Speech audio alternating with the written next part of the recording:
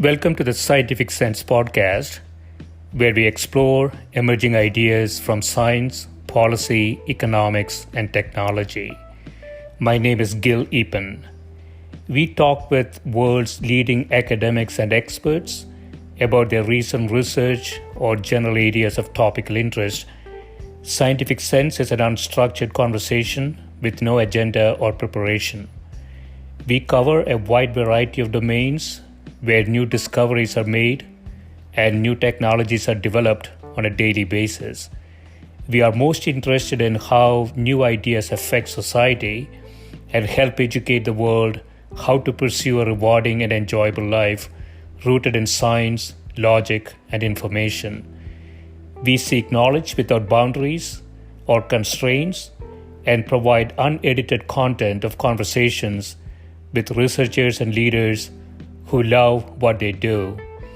A companion blog to this podcast can be found at scientificsense.com, and this podcast is available on over a dozen platforms and directly at scientificsense.net. If you have suggestions for topics, guests, and other ideas, please send them to info@scientificsense.com, and I can be reached at gil@eapen.info.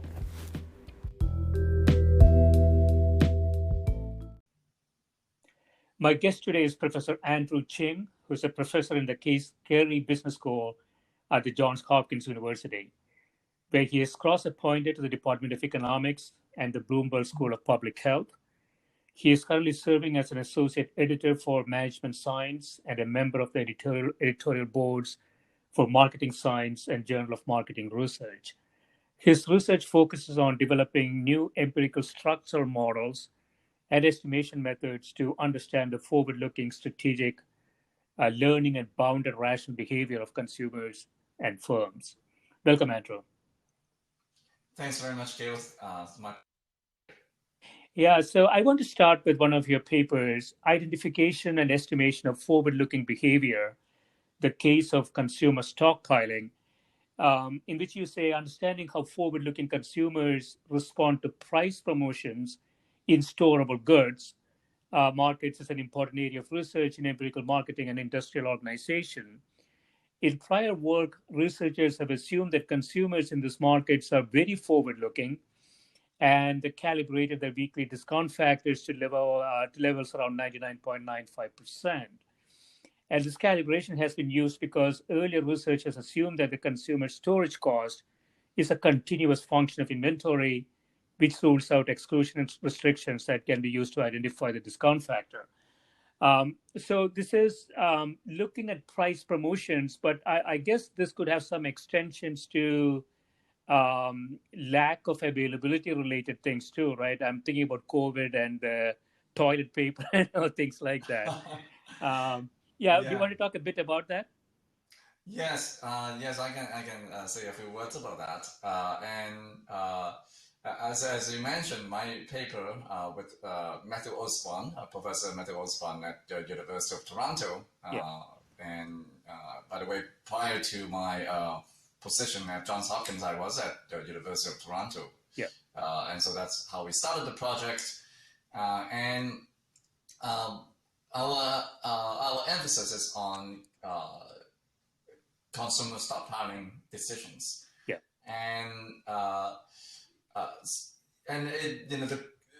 A few months ago, we all experienced the scary moment of not able to find toilet papers, Right. Not to mention disinfectants, sprays or something like that, and a lot of other things, basic supplies, so that to what we are doing, and it has a lot to do with those expectations about the future. So one thing that drives our decisions on how much you want to buy in each occasion is a function of so first how far ahead you think, right? That's what our discount factor try to measure. And in addition, what would be the price look like a few periods later, a Yeah. few weeks later, and also whether you will find it on the shelf. Right. Now, typically, that availability is not really a concern. Right? You go to the supermarket, how often you will really find your favorite brand is out of stock. I mean, you find, we encounter that, but it's really not that often. But now, the out of stock is almost like it's equivalent to the price becomes really high. Right. And so if you anticipate that down the road, a few weeks later or even a few months later, you are not going to be able to find, or very difficult to find, this item on the shelf, which almost like translated to the shadow price for those products becomes very high. Yeah. Then it will lead to our behavior to stockpile as much as possible when you see it, and so the panic buying behavior, to some degree, I think it can be rationalized using our model. Yeah. Explain it in terms of this kind of forward-looking behavior. Right. And so there are multiple things there. So one is, how far does the consumer look, and how does she essentially, let's say, just looking at pricing. Presumably, the consumer has to forecast future price, right? And then make a decision based on that. And I guess into that will go considerations around how much storage space is available, what the use intensity is going to be, and so on. So the consumer takes all this information and makes a decision. You say the previous studies assume that the storage cost is a continuous function of inventory. And so the discount rate that they came up with, 99.95%, you're arguing that would be different if you kind of relax those assumptions. That's right. Yeah. So that argument is a little technical, but I can basically tell you, because of that assumption, which is really a simplification for modeling viewpoints, it will make the models easier to solve by assuming that how our storage cost is it decreases as you consume your inventory, and now, unfortunately, that assumption actually rule out what we call the identification power, or some identification information in the data. And so in the past research, researchers actually give up in estimating how forward-looking consumers are. So when they build these kind of models, they would just assume, that's what we meant, they just assume that people are very forward-looking. They think about, they plan years ahead. And if we're talking about savings decisions, consume how much you want to save, how much you want to put aside for retirement, that's very reasonable, right? If you're thinking about retirement savings, you're thinking many years ahead. But if you're thinking about grocery shopping, like buying toilet papers, buying laundry detergent, I kind of doubt that people are planning years ahead. Right. Yeah. Right. They may be planning weeks ahead. They might be planning now, but in the pandemic, they may suddenly become more forward-looking. Right. But still, it's not like years ahead, right? Sure. Maybe 1 year ahead. Yeah. So what we are basically arguing is make a more reasonable assumptions about how the storage cost with consumption. Okay. We can actually get and be incorporated in our model and use that features in our model to do the estimation. We actually get a much more realistic discount factor. And that's what we have. Our discount factor, our estimated discount factors is on average in the populations about 0.7. and that translated to individuals are planning weeks ahead, not years ahead. And our assumptions is, is actually quite intuitive. Our assumption is that when you consume, let's say you consume a laundry detergent, and as you consume, you use up, your bottle may become lighter and lighter, but your bottle is still there. Right. Your bottle is still there. It still occupies just as much space as before. So the storage cost remains sort of lumpy. That exactly. Yeah.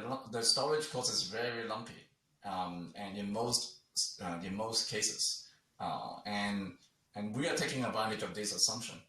And therefore we are able to basically see that, hey, when people reduce their consumption, reduce their inventory at home, for people who are very forward-looking, the less inventory they have, they should, to what extent they react to the price discount.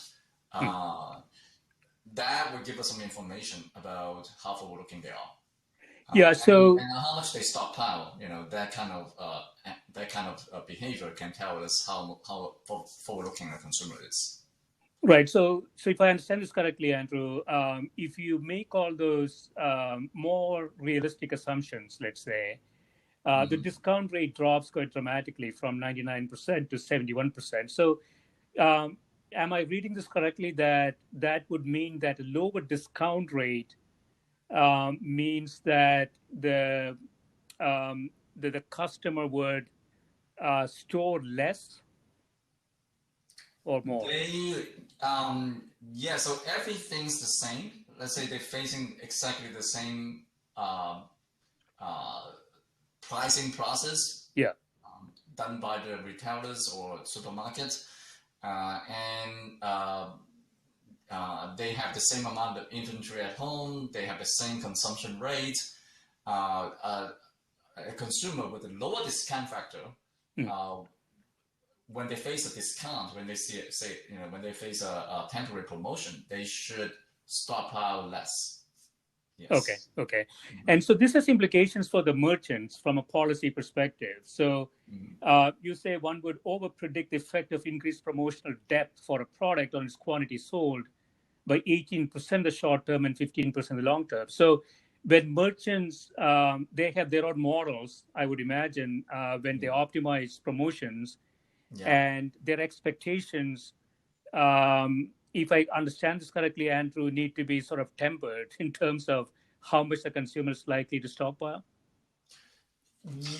That's right. Yeah. So if retailers are using, if they're using a sophisticated model like this type, then they use the discount factor that was calibrated in the previous research, then they will overestimate that the optimal promotion depth, and I mean, it's a big deal because if you come up with some sort of profitability jump based on how much extra you can sell and you adjust your price accordingly, but you're not going to sell that much, right? So you're they might be surprised, right. And they may think the model is not doing well, but it's actually just it could be just one parameter they didn't get right, and that's very interesting. I want to jump into another paper entitled "A Structured Model of Correlated Learning and Late Mover Advantages: The Case for Statins." So before we get to statins, the basic idea here is that you have a structural model of correlated learning and indirect inference to explain late mover advantages. And so if somebody comes into market with some features of a fairly complex product, the idea here is that the latecomer, the late entrant into that market could have some advantages, right? Yeah, so the late mover can potentially in the paper what we call the free rider information provided by the incumbents. Yeah. Yes, and so they gain it's not all bad, of course, being late, there are some disadvantages as well, but that's by being able to leverage and free ride some information provided by your incumbents about the class of products that you try to get into, that you try to sell, that makes the late mover, they actually help them in terms of doing product awareness and informing consumers about how to use their products and things like that,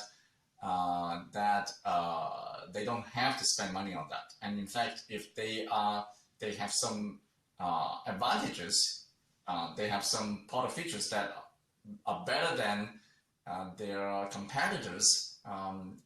In our model, we show that by just highlighting those features and then free ride information provided by the incumbents, they can actually they can beat the incumbents fairly quickly.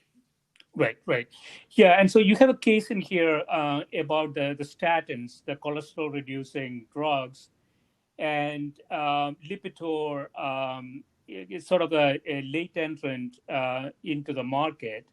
Pharmaceuticals is quite an interesting area because there are two things. One is the information that you talk about in the paper, but there is also a risk revelation that happens. So statins being a class of chemical, if somebody enters in that class and you can find out, sort of what the risk of that class of chemical might be, it gives you two pieces of information. You may need to adjust the economics of entering that market, or you may want to tweak the product in such a way that you can take that risk factor or reduce that risk factor, right? Right. Yeah. So in general, yes, I think you described it quite well in general. Yes. Yeah, and so and this is applicable, Andrew, only in sort of complex products, right? Computers, phones, pharmaceuticals, and so is there some sort of a threshold complexity? I don't know if I'm asking the question correctly. That go ahead. Yeah, it's a good question, but I think it's hard to really draw a line to say a level of complexity, so I think, but I'll give you another example that may help. Yeah. And which is an example that we discussed towards the end of the paper in the conclusion part. Let's think about iPhone, right? When Apple launched iPhone, it's so new, the concept. It's very new, and people didn't think that a phone with a touch screen can do so much stuff. Right. And Apple have set up Apple stores, let people go in, play with it, and teach them what this device can do for you. And so this involves a lot of investment in providing information about this product, in educating the consumers. And so they are very, it make a splash, obviously, and even today's, 15 years later, we're still using a phone that is pretty much the same design. Right. But iPhone didn't hold on to the market leader position. Right. For not even for a year. Samsung, after 6 months, immediately launched a product that look very similar. Yeah. Right? They run not iOS, but they run Android operating system. Right. And when they launch it, they already, they don't have to educate the consumers what this device can do for them, because Apple has already done that for them. Right. However, what they do is they launch their phone a bigger screen size, and they, in the same price, you get more memory, and you get a little bit faster processor, and consumers sort of think, oh, these are the features I can see, I understand, so if I get a phone bigger than an iPhone, that's even more convenient. And I get, even more memories, in the phone, and so I don't have to run into this memory constraints. So they can sort of extrapolate what they learn from iPhone Right. to the Samsung phone, and conclude, and by the time they decide to buy a Samsung phone instead of iPhone, these kind of extrapolations may lead to the conclusion that Samsung phone is a better choice for them. So since the innovating company knows this, Andrew, strategically, they could raise some entry barriers. One of them would be patents, I would imagine, right? Yes, indeed. Yes, and that was the case. And Samsung and Apple was engaged in these patent litigations for years because of this. Because of this, the Samsung, launch of their smartphone with operating system user interface that looks similar to iPhone.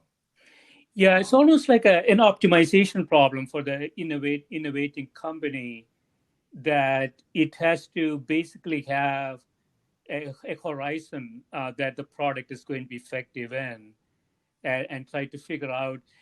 So feature introductions into the market during over that horizon, there might be optimum timing for those feature introductions, right, to maximize profits.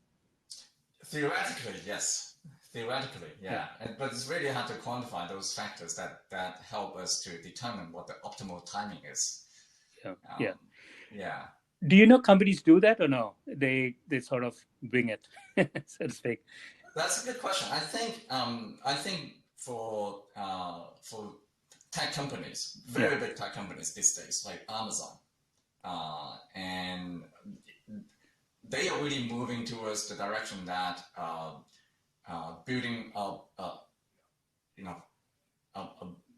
big group of researchers who have PhD in economics, computer science, operation research, engineering. They have a huge team of people working on things like this, models, and they do it in-house. So they, I know some colleagues working there. They moved from academics to join Amazon. So there are attempts on doing things like this, what we just talked about. Now, that being said, they are business, so they have to make business decisions quite fast. And so my understanding is that it's still difficult for them to sort of wait for a few years to develop a model and put everything program it before you launch it. But they have the talents in their company that understand all these theoretical factors. And so even when they are making decisions, I think they make a pretty good educated guess. I want to jump into another paper. Zero, not always a special price. 330,000 consumer drug choices give no support for the zero price effect. So this is Swedish data, 330,000 consumer choices of medically equivalent drugs to study the zero price effect. What exactly is the zero price effect? Okay, so the zero price effect, so this is actually a working paper, the one that you're looking at. We're revising it. Okay. And so I can tell you our research design, but in terms of the final result, the working paper versions, the results may not be final. So I just want to make a remark here. And the zero price effect is something that the consumer behavior researchers and behavior economists have documented in the lab before. And so what they basically documented is that when you lower the price of two alternatives, okay, so one is maybe charge higher price than another one. And so they started the first experiments. They one is chocolate. So there are two types of chocolates. One is a more expensive type of chocolate, and another one is much more reasonably priced chocolate. And So, if you just set a normal price, you will see maybe, 30%, let's say 50-50. I don't remember the exact result, but it doesn't matter that much. I'll just describe the qualitative finding of their research. Right. So that was research started by Dan Addy and his co-author.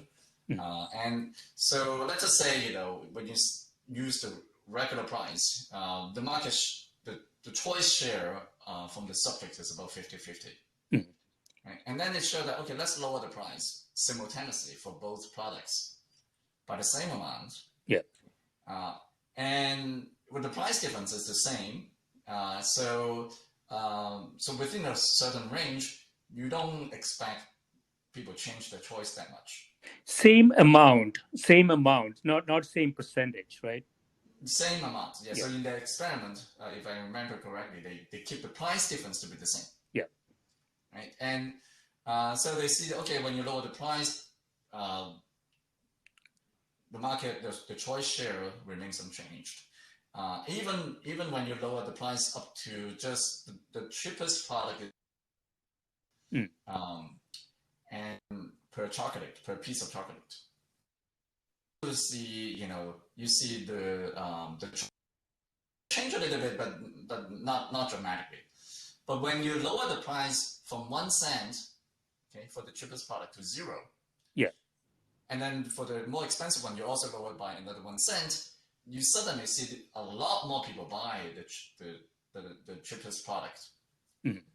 So they argue this is evidence that 0 is something special in triggering some kind of hidden consumer psychology process in their mind. Right. And so after their research, they have found there are other researchers that also documents zero price effects in other products categories.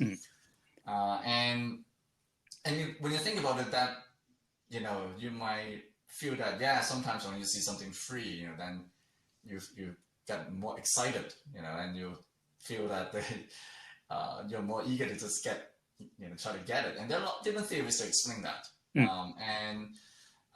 So in our working paper, what we try to argue is, what we try to investigate is in the pharmaceutical products, are we also going to find zero price effect? So we use the data from Sweden, and the data in Sweden, it turns out that the institutional settings in Sweden makes it very suitable for us to investigate this zero price effect. And what happened is, in Sweden, it's national healthcare, and so everybody is covered by the government, including the prescription drugs, and the way that the government determined how much you pay for each prescription, depending on your total out-of-pocket expense up to that point. And so now, if you have not spent anything yet, your first prescriptions, you will need to pay 100%.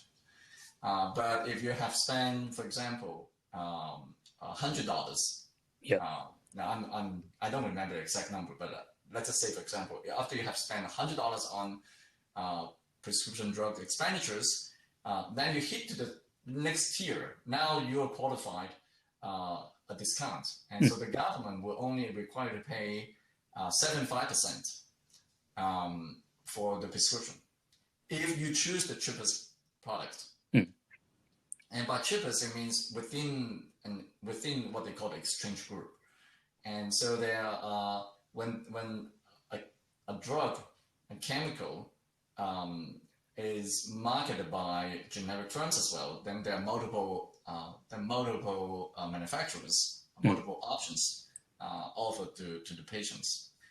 And so in Sweden, the price kind of fluctuates a little bit. Which one is the cheapest? It varies from time to time. That's because the government asks the manufacturers to submit a bid 2 months later. So like for next month price, they have to already tell the government. Let's say, for example, now it's September, and if I am one of the companies, let's say Mylan, I have to tell the government in November. That's the price that we will charge for this drug. Okay, so the government get all this data, and then they will see which company charged the lowest price, and they will say this is the price, this is the drug of the month, so if a patient chooses that drug, then they pay. They would just pay the co-payment that they're qualified. Yeah. But if they pick a more expensive drug, then they have to pay the price difference as well. Right. Okay. So what happened is when they set up the co-payment structure into tiers, and so the more out-of-pocket expense you make, you have accumulated. And if you pass some threshold, then you qualify for the lower tier, lower co-payment tier. Right. And so towards the very last part is zero. So if you spend enough, you will not need to, when you fill the prescription, as long as you pick the drug of the month, you need to pay anything. You get zero code. You face zero price. Yeah. But right before that, right before you hit that, the last tier, then you pay 10% of the pocket expense. Right? So we see that this is actually very similar to the lab experiments that previous researchers have done.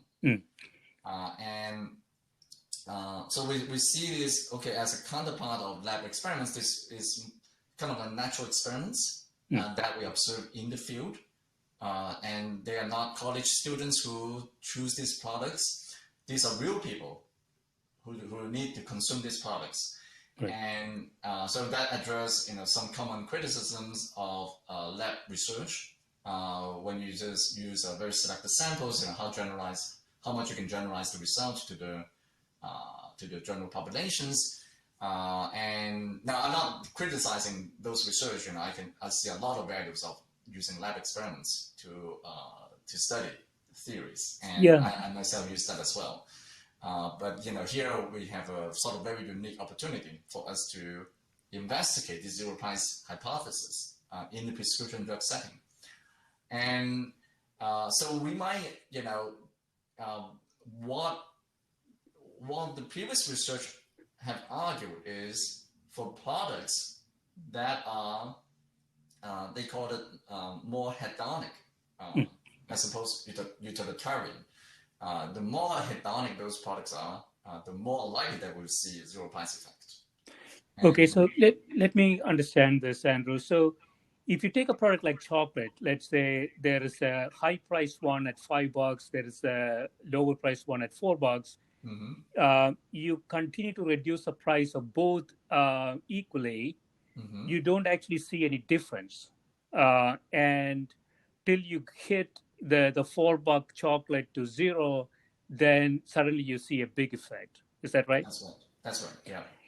The pharmaceuticals, it's a little bit about a complex situation, but I also wondered if there is a difference, and that is if the consumer is using the price differential as a proxy for quality difference between the two products, the high price and the low price one, it wouldn't really make any difference in the sense that, so let's say instead of chocolate, it's drugs now, 5 and 4, and then you continue to lower that and one of them hits zero, you still have that $1 differential between zero and, the higher price one is $1.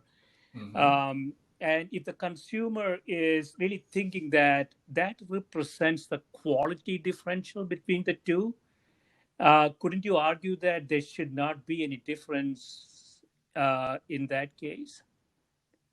So I think, in the pharmaceutical setting, it is not like we see, big changes of prices over time. Yeah. So I don't think, I can see theoretically people some people draw inference that higher price, better quality, and we have control for that in our regression analysis. Okay. And in the sense that there is a brand name products there, and so the brand name drugs, they charge higher price, but all other generic drugs, they charge very competitive prices. So I don't think among the generic drugs, some price differences will lead to some consumers to think, okay, well, one generic drugs may be better than another one. And I kind of feel this is a secondary factor. Okay. Yeah. Okay, so let's go into another paper. How much do consumers know about the quality of products? Evidence from the I like that one. Yes. evidence from the diaper market, and so you're to measure the extent of incomplete information about brand qualities faced by consumers. Recent research in marketing and economics has extended traditional static choice models to explicitly allow for consumer learning. And these models tend to be complicated and make stringent assumptions such as Bayesian updating. And in this paper, you provide a simpler alternative method to measure how much consumers know about the quality of a quasi-durable product, right? You want to talk about that? Yes. So so you'd like me to just talk about how what is the main ideas behind this paper? Yeah.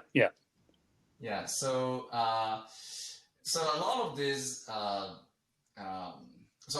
consumer learning is one area of my research, and so what you see is that in this literature, what we call choice modeling, in conjoint analysis and market research or consumer demand research in economics, people use these choice models a lot. Yeah.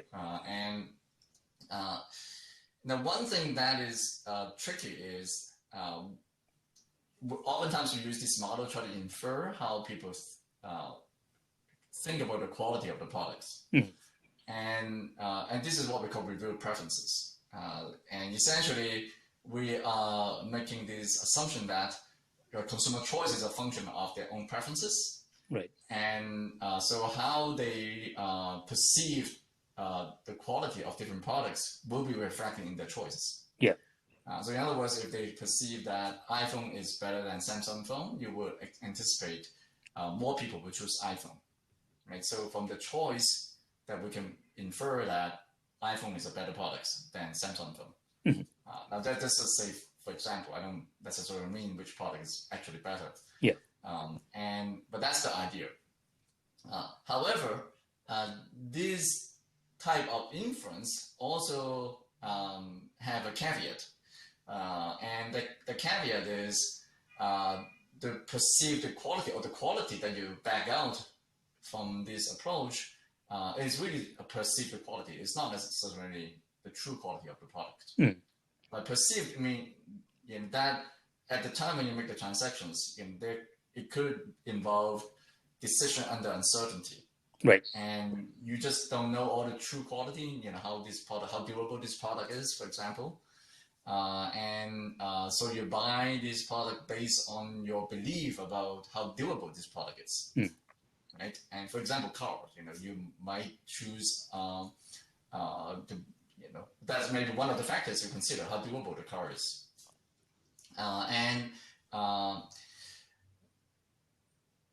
So now, then how do we know? How do we know over time? Do people actually learn? And also, is it really the case that when people make their choices, they really don't know the true quality of the products? Yeah. So it's very difficult using just choice to learn that. And in the previous research, we built in learning models to try to have the learning process explicitly modeled, and then estimate these complicated learning models to address this. But in this paper, that's not what we do. In this paper, we have a much simpler idea. Going back to the durability. So this is what this paper could be useful for a durable good. Yeah. So you can imagine for products that are doable, you don't need to replace it as often. Mm-hmm. Right? So it's car. If you have a car that's very durable, you can use it for 10, 15 years. But if the car is not that reliable, you may have to, it break down too often. You decided to replace it after a couple of years. Right. And so just looking at not just what brands people buy, not just the brand share or the choice share of the products. Mm-hmm. What we can also look at is how often people replace a product. Or in other words, the purchase frequencies. Right. For durable goods. So because it reflects how durable the product is. Right. And so that's the idea that we use in choice data, in this kind of supermarket data. We actually also see how often people buy the same products again. Mm-hmm. Right? And those are those are the products that we call it not but we can still interpret how long a product lasts as some kind of like durability, what we call quasi durability. Right. So we use the example of diaper, and you can imagine a good diaper, a better diaper may be able to store more and it lasts longer. And so you don't have to change the diaper for a baby. If it's a high quality diaper, maybe the baby feel comfortable wearing it for whole night. Right. But a diaper with a lower quality, maybe less comfortable, the baby may complain after a few hours, right? And then you have to replace it. So by observing, the quantity people bought, yeah, and we also see for different brands how often people need to replace it, need to buy again, right? That itself, this in the purchase time, controlling for how many pieces that you bought before, give us the information about the durability of the products. Right. So that's how we try to measure and use this information to measure more objective quality instead of what we call subjective quality, just based on the brand choice. Right. But so are you? We can compare them. Yeah. So are you saying the paper that the consumer observes the inter-purchase duration and uses that as a proxy for quality and makes decisions? So when you have a longer inter-purchase duration, there's a higher chance the consumer sticks to the same brand? No, that's not necessarily the case. So we don't make that assumption. Okay. What we assume is that when you buy, which brand you buy reflects your perceptions about how good that brand is. Right. So it's possible that you might think,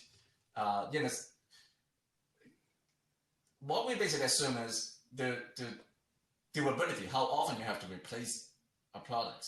In the case of diaper, for example, is really dictated by not by your perceptions. Is dictated by your baby, how your baby really feel about that diaper. And so in that sense, when the baby complains, if the baby doesn't know what brand you bought, right? And so, which I think is a clean way to measure the quality, at least one dimension of quality, how this quasi durability.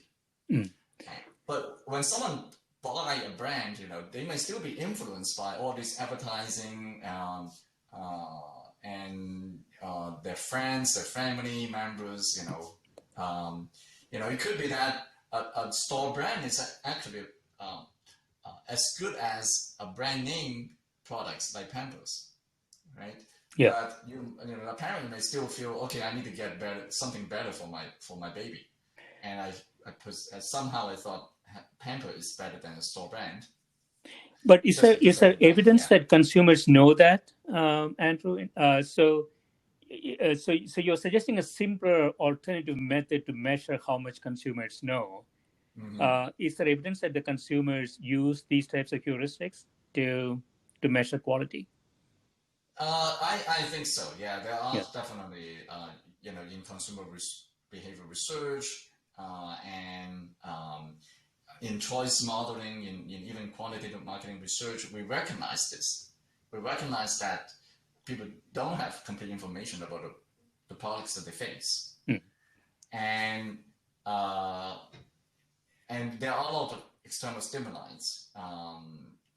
advertising, or the way, the store settings, display advertising, feature advertising, all this can influence somebody buying decisions. Right. And so, in other words, that affect their perceived quality at that moment when they make the transactions. Okay. Right? Okay. And so that can distort, those things can distort their beliefs. That can distort the how they think about the brand, how they think about the quality. So what we propose is, I think that the main highlight in our paper really is that in the data that marketing researchers use or economists use a lot, this scanner data that is available in supermarket, they actually contain more information than most people know. Purchase time, and this in the purchase time, this panel data measure of this dimension of data is also offering a chance to measure at least one type of quality, and that is not pointed out in the previous research. Okay. Okay. Yeah. So I want to close once with. You have that, you have two different measures of quality. Then you can then check, do people actually know the durability or not? Right. Right. Okay, so I want to close with another one. So a heuristic approach to explore the value of perfect information. You say, how do people make choices in a dynamic stochastic environment when they face uncertainty about the return of their choices? The classical approach to this problem is to assume consumers use dynamic programming to obtain the optimum decision rules. However, this approach has two drawbacks. So talk about the drawbacks of that approach. Oh, you mean the standard approach? The standard approach, yeah. The standard approach is essentially, in that approach, this dynamic programming approach assume individuals are extremely smart. Let's put it that way. So that approach assume individuals is able to solve a dynamic programming problem. Now, and that may not be a fair way to say that. It's more like, we as researchers, when we use that kind of model, we don't literally think individuals will use that model in their mind, but more like, how they act as if operated according to this model. So it's like as if model. And now the drawback is, it is, first, to really put it in practice, this type of model is very difficult to solve computationally. Yeah, I can tell you, Andrew, that even in large R&D environments where you need dynamic programming to get to optimum role, when you have staged investments, many few firms in Fortune 500 actually do that. Yes, that's right. So even firms, that they don't do that, right? But I mean, the tech companies explore this type of models. They are doing this now, and yet with consumer is a good way to model consumers.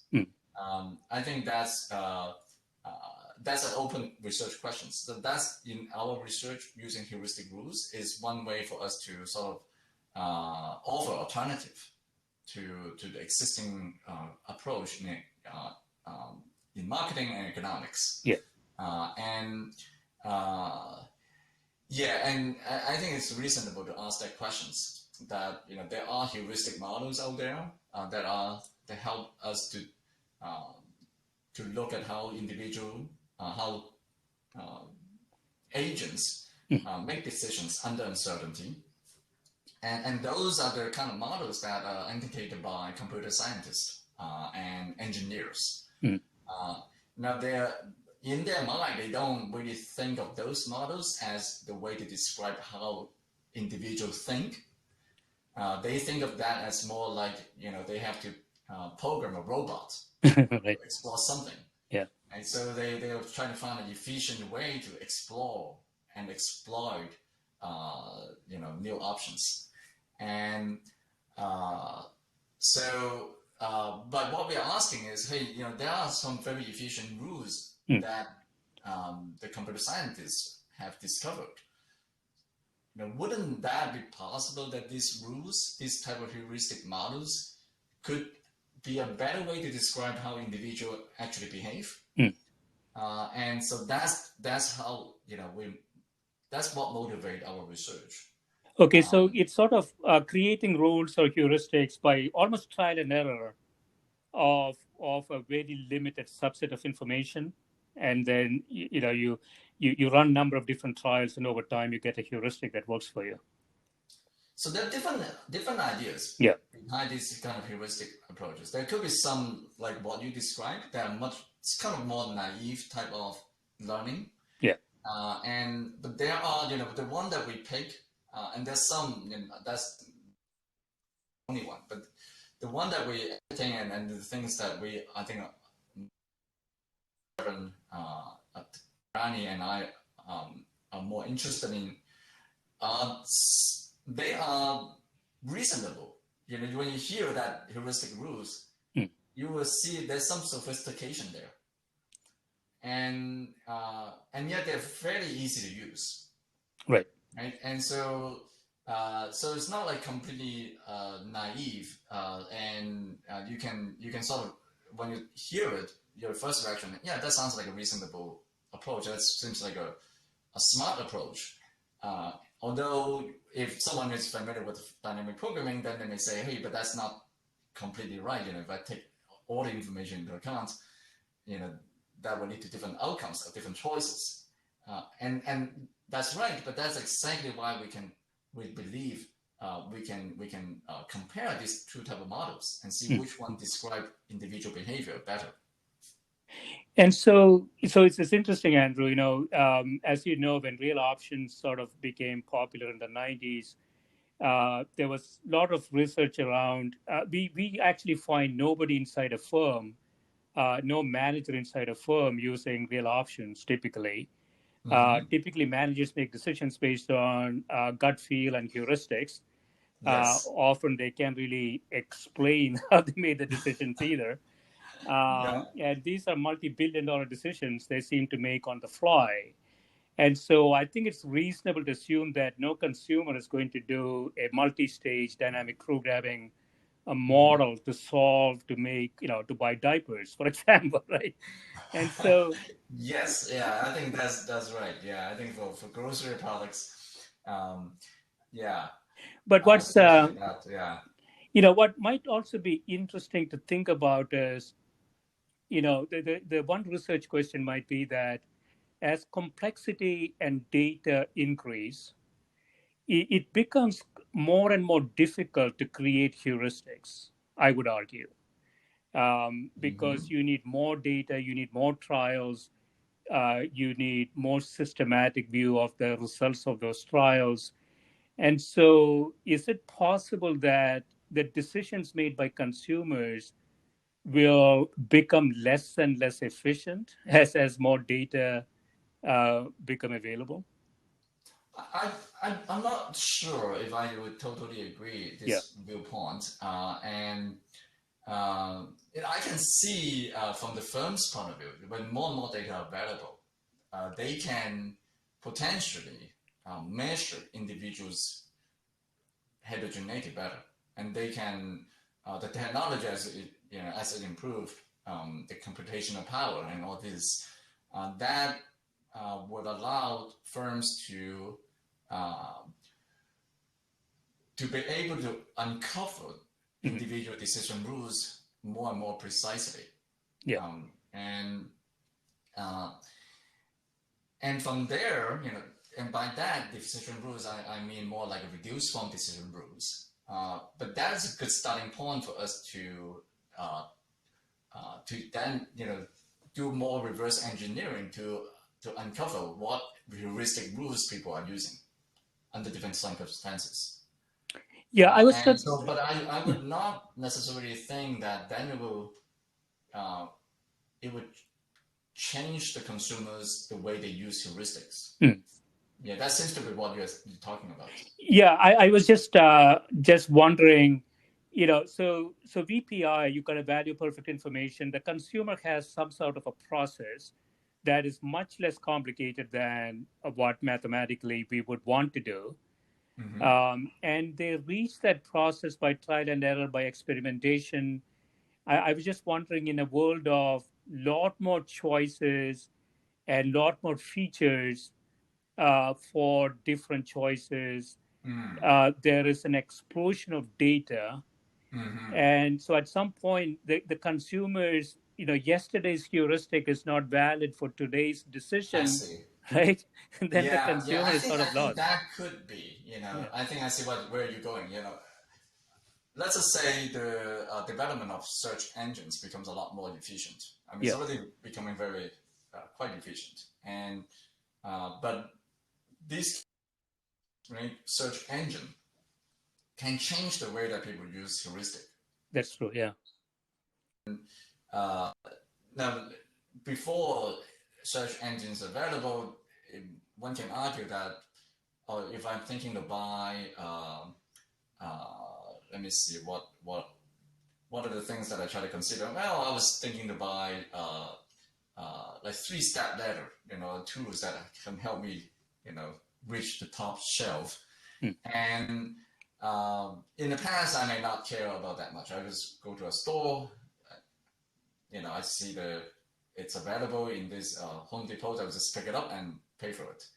But now, with the search engine, it makes it so much easier for me to figure out the price of different stores. I might actually spend time on looking into those information.